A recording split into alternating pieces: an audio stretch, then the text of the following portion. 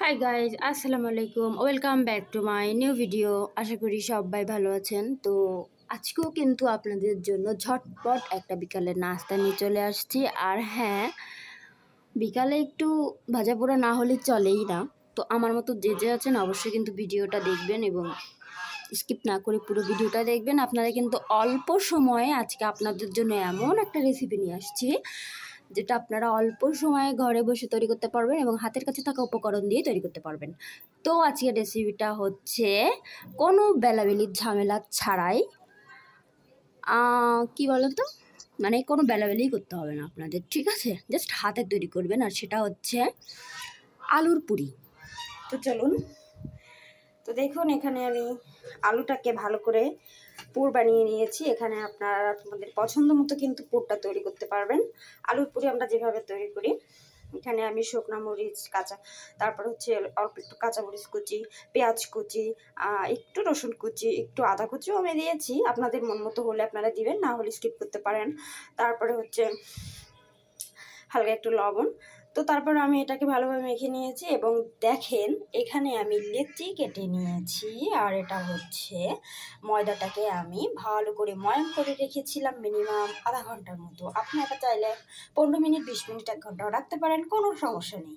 আর এখানে আমি ময়দাটা কিন্তু মেখেছিলাম একটু, মানে ময়দা পরিমাণ মতো। একটু লবণ দিবেন, আর হচ্ছে 1 টেবিল চামচ রান্নার তেল দিবেন এবং 1/2 চামচ চিনি দিবেন।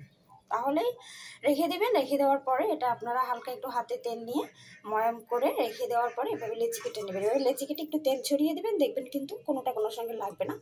আর এটা কিন্তু আপনারা হাতেই তৈরি করতে পারবেন, ঠিক আছে?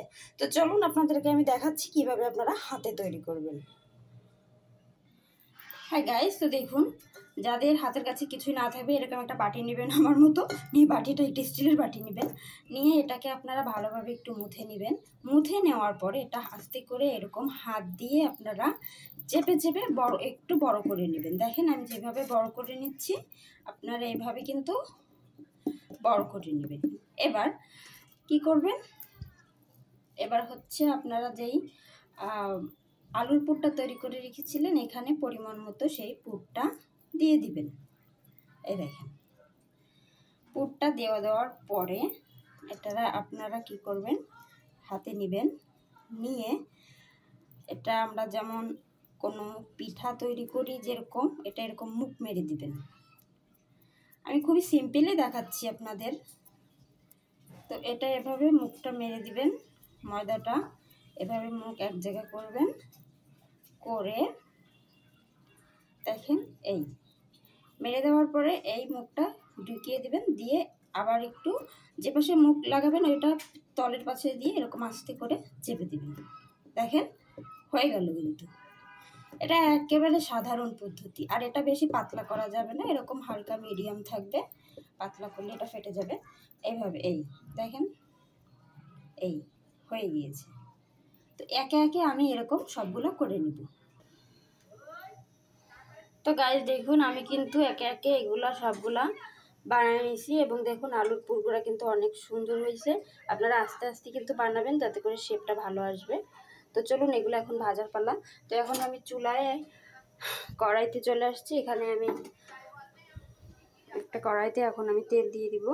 হ্যাঁ গাইস, তো দেখুন আমি তেলটা দিয়ে দিয়েছি। এখন আমি তেলটা কিন্তু আপনারা একটু মিডিয়ামভাবে আঁচ দিয়ে নেবেন, যাতে একটু গরম হয়, অতিরিক্ত না, হালকা গরম। তো তারপরে আমি এগুলা ভেজে নিব। এরকম হালকা গরম থাকবে, বেশি গরম হলে কিন্তু পুড়ে যাবে,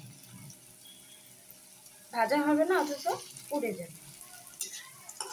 তো আমি এভাবে একে একে ভেজে নেব। হাই গাইস, তো দেখুন চলে আসছি সবগুলা ভেজে নিয়ে। আর দেখুন দেখতে কি সুন্দর লোভনীয় হয়েছে, মাশাল্লাহ। আমার দেখেই লোভ লাগতেছে। এটা কিন্তু খুবই মুচমুচে। হ্যাঁ, তো এটা আপনারা কিন্তু ভেজে অবশ্যই এরকম একটা টিস্যু পেপার উপর রাখার চেষ্টা করবেন, তাহলে এর গায়ের যে তেলটা এটা সরে যাবে এবং খাবারটা অনেক ক্রিস্পি হবে।